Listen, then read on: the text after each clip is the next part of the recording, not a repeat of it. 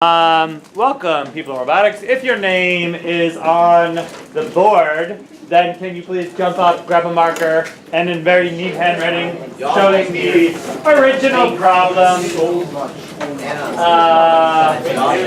all that stuff. And Devasim is not here also. Can you? Yep. Eric's not here either. And Eric's not here. Great. Good. I didn't know 18. I don't want to be in the video. I will keep you out of it. Or I'll try to. Oh, it's not right because it's raising 5 to the x. It's not x. It's not like x is not a like number. Don't write it down. I have an AT review tomorrow after school, so I can't. All right, good. Wait, are you also replacing Eric? Yeah, I think Eric is. Okay, good. Wait, are you replacing Eric? Hey, All right, good. Check all you. Hey, yeah, people doing it on the board, please use good marker, use good handwriting, write the original problem, show your substitution and all your algebra, final answer. Don't forget plus C and all that kind of stuff. Good. Meanwhile, the packet, can you take out the packet? Yeah, Mr. Rose, we got that packet out. Woo, good.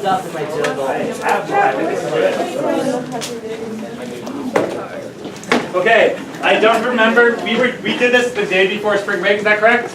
yeah. So I got to different points in different classes, but in this class, we probably got to like, who knows, man, 11? That's pretty good. We may have skipped around a little bit, but 11 sounds about right. I asked you for homework to try to the best of your ability to do through number 18. How did that go? Very good. Good. Shall we do a couple right now? Yes. Say maybe like 16, 17, 15, something like that. How's that sound? All right. Can you put the camera up over here? So, and if you've got 16 and 17, then just kind of keep on going. So here we go. 16 says, what is the antiderivative of tan squared x secant squared x dx?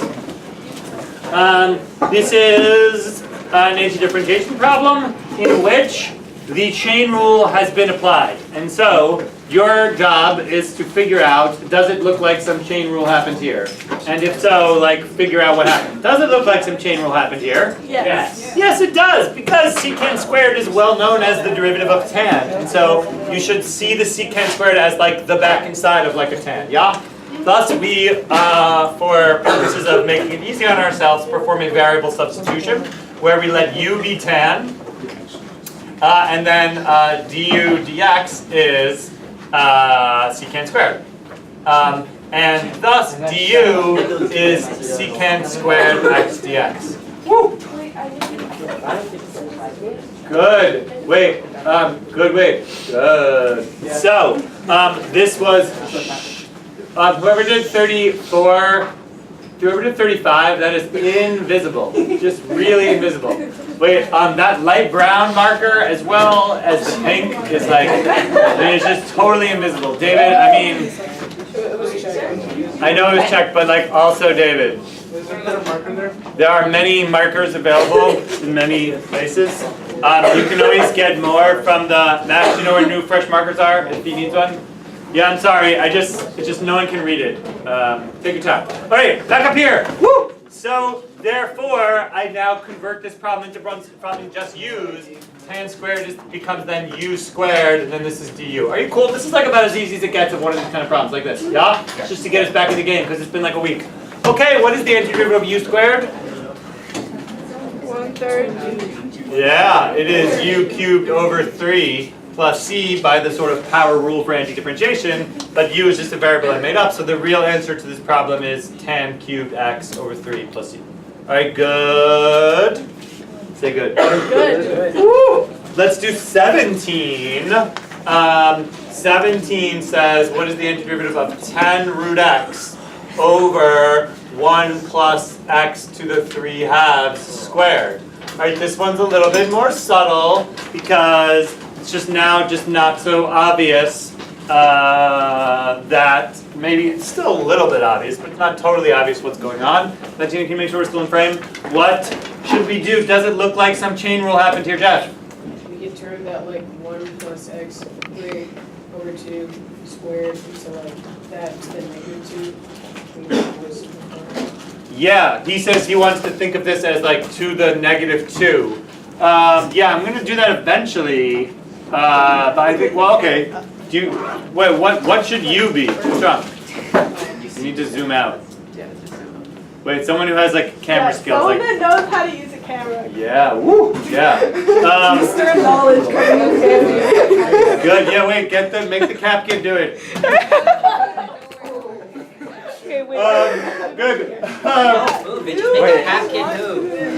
Hey, Karen. All right. So wait, does it look like some chain rule happened here? Yes. Yeah. The bottom. Yeah, it really does, because we let u be this 1 plus x to the 5th. Yeah? Yeah, and what you have to just, there's really 2 steps to all these problems. There's sort of knowing what to let u be, and then there's like finishing it at that point. And here, my experience tells me that I should let u be 1 plus x to the 3/2. Why is that such a good idea? Because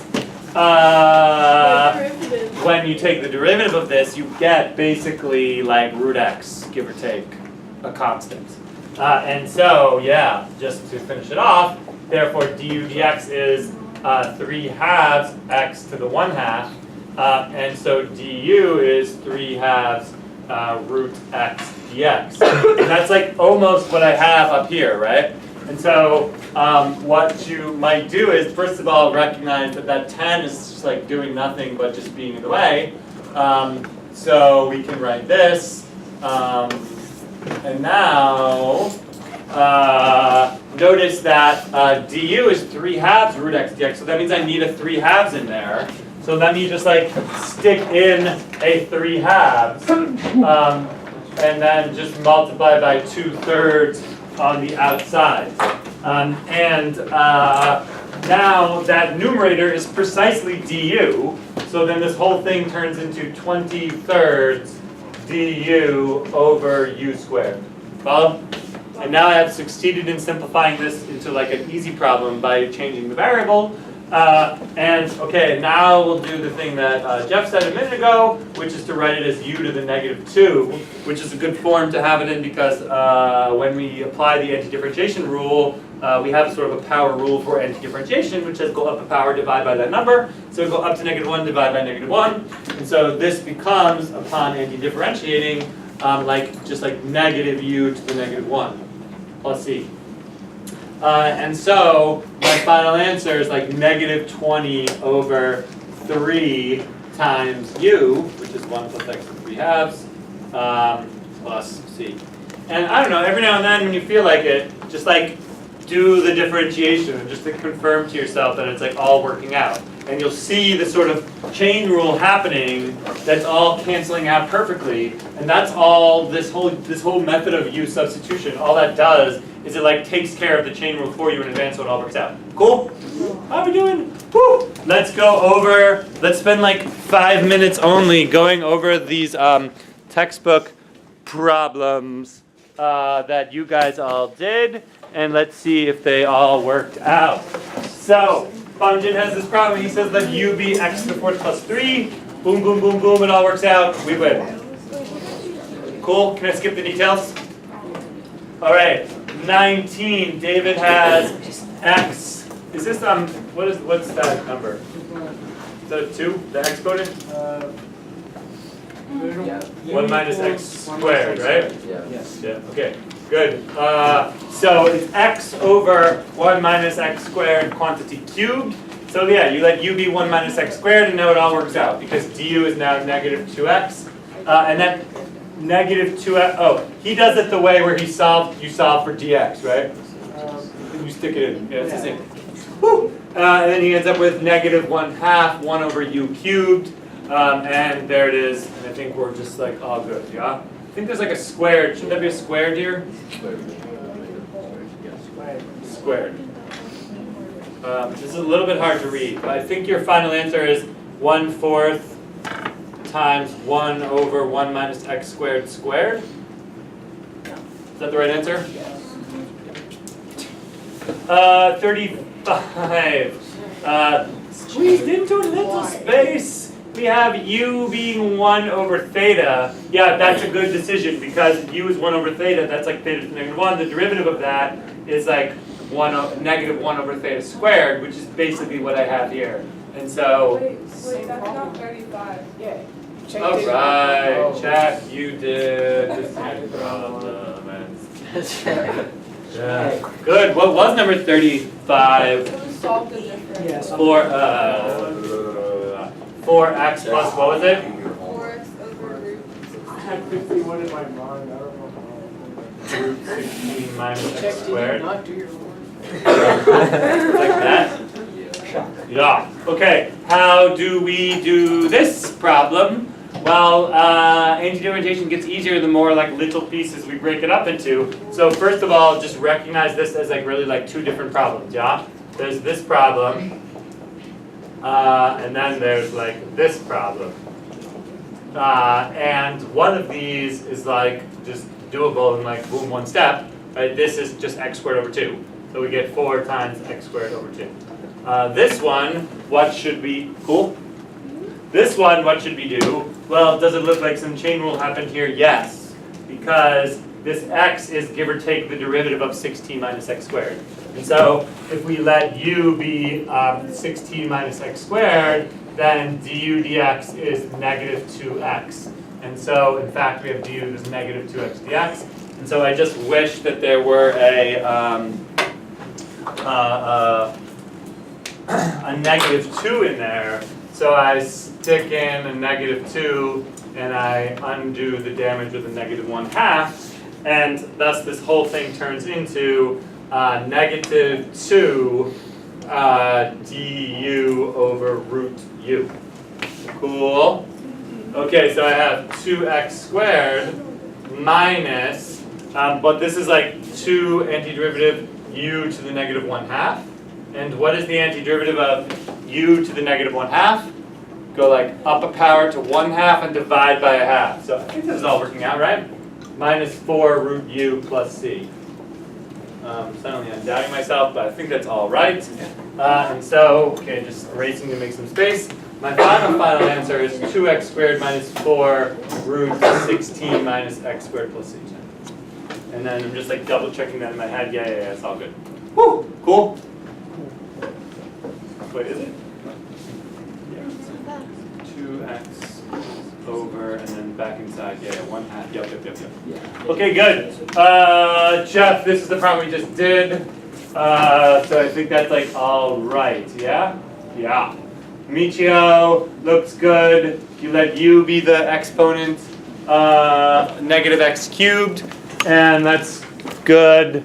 Alex Freakim, that's pretty much similar to a problem we just did. Patrick showed no work. I have no idea what I was doing, honestly. Oh, you just did. That was the only problem I didn't really know Aha. what to do. Woo. The entire Good. thing. Whoa, awesome. So wait, what was the original problem? Was just cotan? Cotan squared. Cotan squared. Okay, yeah, this requires a little bit of Thinking. or something, or luck, or a hint, or who knows what. Who is a hint? Yeah, the hint is that cotan squared x plus 1 equals cosecant squared. Oh. Oh, so, yeah. Therefore, the antiderivative of cotan squared can be rewritten as the antiderivative of Cosecant squared x minus 1. cosecant squared x minus 1. Why is that like progress? Because cosecant squared Cosecant squared is like a well-known derivative. It is the derivative of cotan, almost. The derivative of cotan is negative cosecant squared. So then this is just negative cotan x minus x. I think that's the right answer, right? Because when you do it, yeah, good. Woo! Josie, you just did this on your head, no steps. I didn't know how to do the U thing. The U things, what, did you just do all of these in your head? No, I just was confused with this one. So the U thing would be, wait, first of all, this might just be right. I think it is. Yeah. But the long way to do it is to let u be sine pi x, and then do like du dx. Wait, do you get it now, by the way, just from being here in class? Yeah. So then this is cosine pi x, but then like back inside pi. So that's why du is like pi cosine pi x dx. And therefore, we need to like stick a pi in and undo the average of the 1 over pi. And then, okay, I'm kind of like done with this problem. All right, good. We have 25 minutes. Let's do as much as we can right now. I'm going to like free you for a few minutes to just like do some stuff. So like do 18, do 19, do 20. Go, go, go, go. What? What's up? Go. Yo.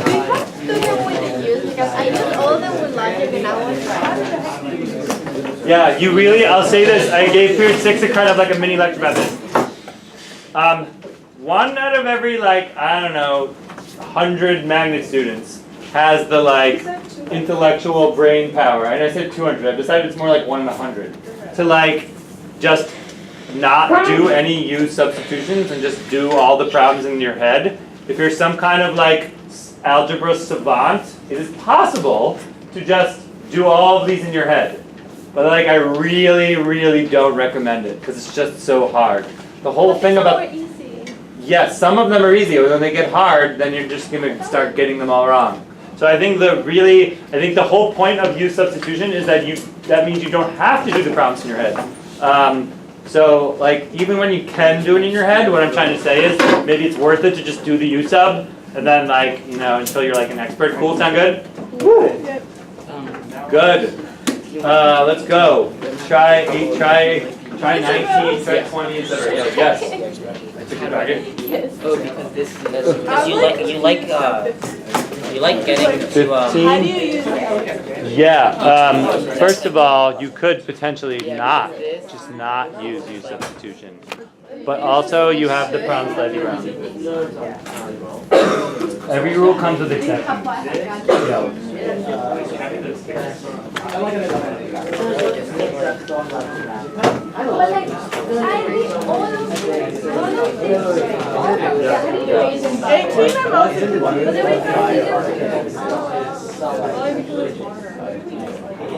Well, that's the derivative. We're taking antidifferentiation. But then you have to get rid of that. Can I just tell you what to do and then you'll start to clean it up? Just let you be architect. But what's the derivative of the Wait, it would be 5 Number x 20. over Okay, wait, slow down. Okay, so I get like this, right? Where like this, you just get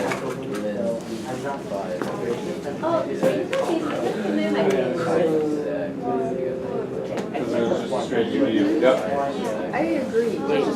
so I get like Yeah, the only way to get good at these is to do just like a million of them until you just get so experienced. Is it helping? oh wait, I didn't sub in you. I'm gonna ask my dad. It's just like big different, it's not next to just the power. I'll tell you guys tomorrow. It's like a quadratic. That's really hard. Down and 10. Hey, let's try 19 because it's really hard. And can I give you like a tip? Anyone want a tip? Yeah. When it comes to antiderivatives, the more pieces you can break it up into, the better. So, generally speaking, number 19 looks kind of complicated. Can you think of an easy way to make that like simpler, to break it up into lots of little pieces? Polynomial long division, yes. Anytime you are faced with a rational function in which you can do polynomial long division, you should. Think of this function is begging to be divided. It's saying, please divide me. Actually, you can't really do partial fraction for this one, but like you could. Wait, so then I guess we're right. Oh my god, you're so bad. So can everyone move to 19? Even if they're not quite there chronologically yet. And we're going to do this one like semi together.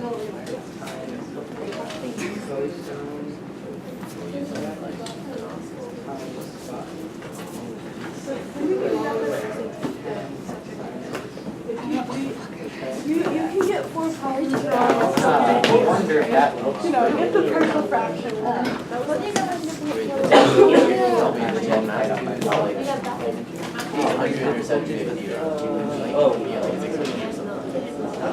I keep on forgetting about those. Okay, that's my division. Oh, I'm making my offense of that. But I do have internship to do or But then, so I get there's not much. What's the class for? yeah. I haven't signed up for them, which is the real problem. Wait, stop talking about other things. Good.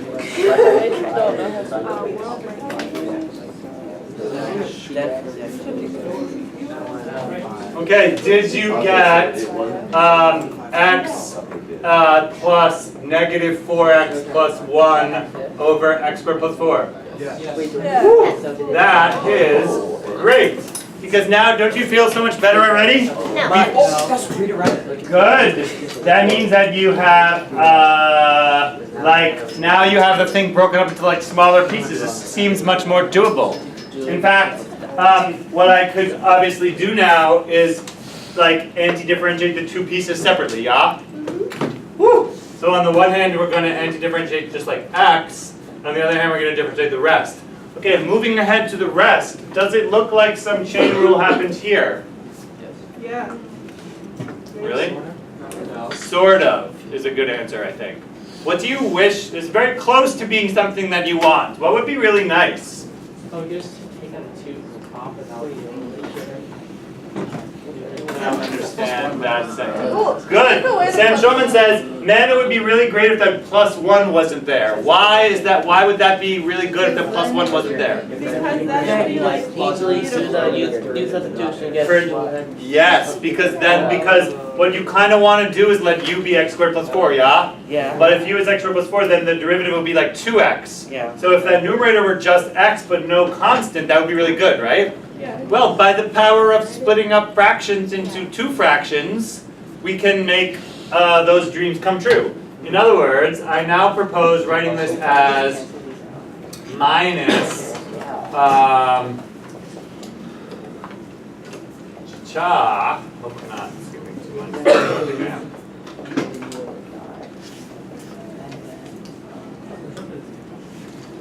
Who is with me?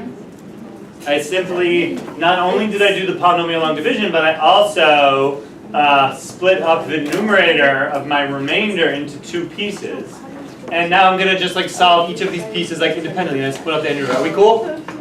Say cool. Cool. Okay, if you're not cool, speak up. Alright, so now it's like we have 3 totally separate problems. Let's like solve them one at a time. What's the antiderivative of x? x squared over 2. This is just x squared over 2, so that was chill. Now over here, what should we do? Let u equal x squared plus 4. Yeah, once you do a million of these easy ones, then like it starts to become clear. Okay, yeah, let me just let u be the denominator, and this is just like all gonna work out, right? The answer is 2 Wait. elements. Wait, okay, yeah, good. At a square. And so I kind of wish there were like a 2 up there, so you can kind of just borrow 2 from the 4, I guess is one way of putting it. Yeah. Say possible, I can get it back. 2. Ooh. Just like calculate. Good. Discourse.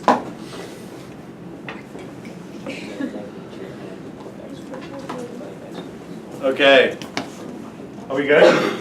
And now that means I can write this as what it really is, which is negative 2 like du over u. And why did I want it in that form?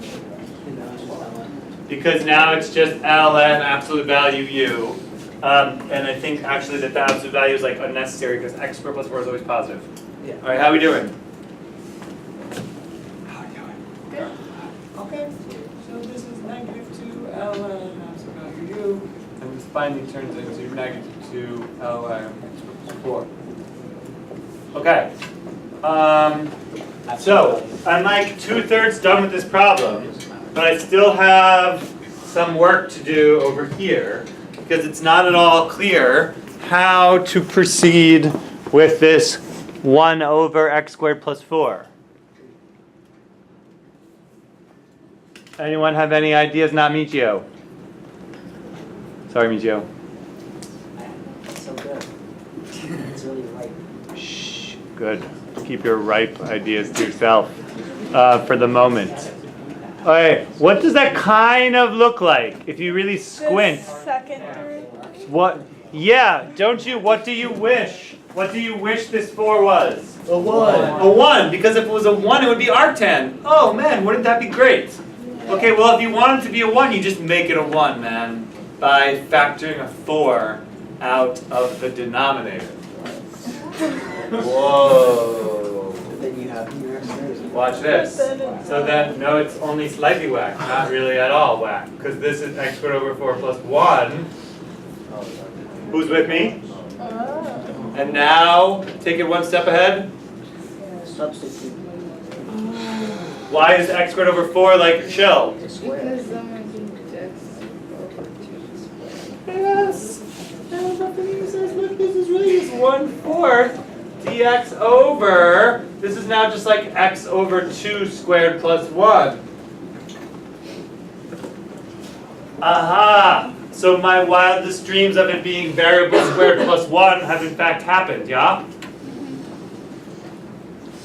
Okay, and now just to like be very diligent and stuff, we should actually do the substitution. So what do you wish we let you be?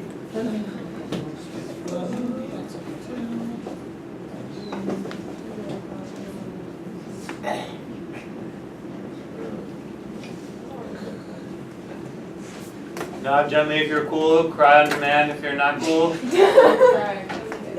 Okay, whoa. Good. So then we stick in a 1/2, undo the damage with a 2, and this all turned into 1/2 du over u squared plus 1. Basically, like. Relief! What is the plus 1? What plus 1? What question, Carlos? Question? It's just Kind of. No. For like at the very beginning, when you have like antiderivative, whatever, you have negative, you took out a 4, but it was like negative 4x plus 1 before. And it just becomes like x over x squared plus 4. Yeah. There's like a plus. Oh, okay, yeah. It's a sum. Yeah, okay, I didn't. Woo! Good. All right. So obviously, what is the antiderivative of 1 over u squared plus 1?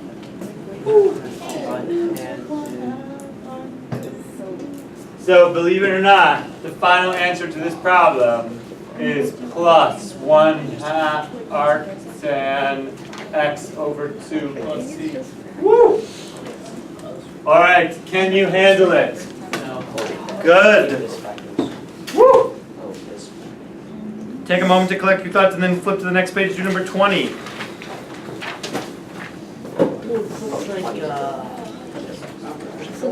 I want this to be archive. I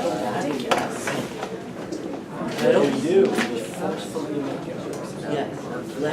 Wait a minute. You're making arc sine. That would make way more sense. What did you think? I like to be minus 4. Listen, I got inverse. Hey.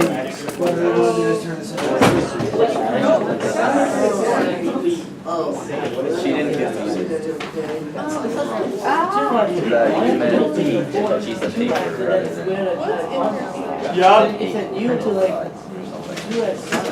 He's so right. What does this look almost like? Arc sine. Note some like background knowledge. This is required. This is one of those classes where like you have to like actually learn things and remember them and use them later. The derivative of arc sine, like math fact, is 1 over root 1 minus x squared. And this looks very, very much like that, yeah? In fact, all one need to do is like regroup this slightly as 1 minus like quantity to x squared, yeah?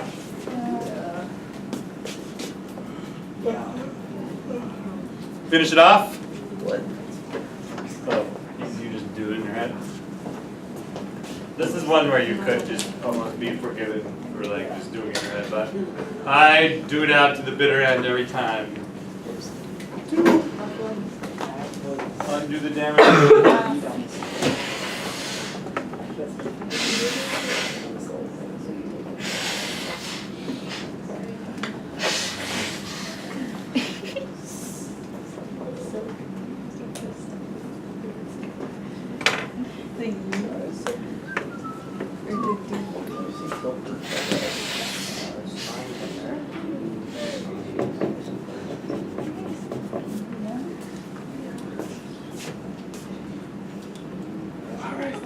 How we doing?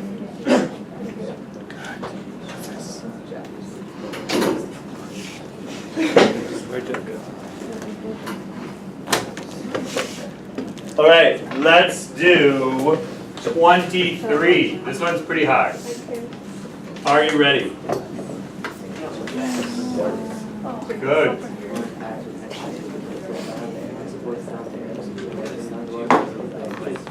Yeah, it is going to be another. It is going to be another one of these inverse trig things. But which one? All right, if you really, really squint and have a lot of imagination, like those people 1,000 years ago saw like 5 stars and were like, "Oh, that's a bear, of course." That same kind of level of creativity. Does this look like one of those things-ish? Maybe, kind of.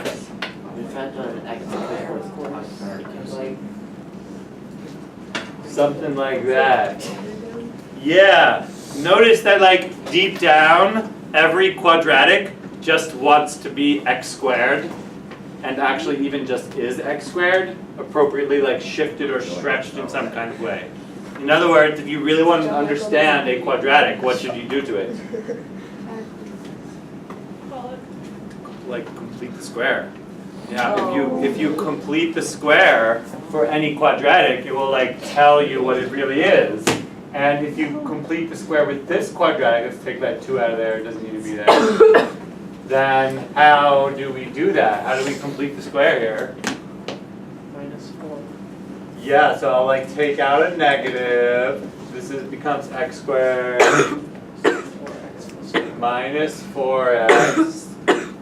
Gonna do a little like remedial, complete the square review. What number goes here? 1/2. Michio, can you make sure the camera's good? What number goes here? 4. And of course, what I just did was to We're good. what I just did was to like subtract 4, yeah. It's not like they're gonna learn anything. So I need to add 4. All right, how are we doing? Okay, and so what is this actually turn into?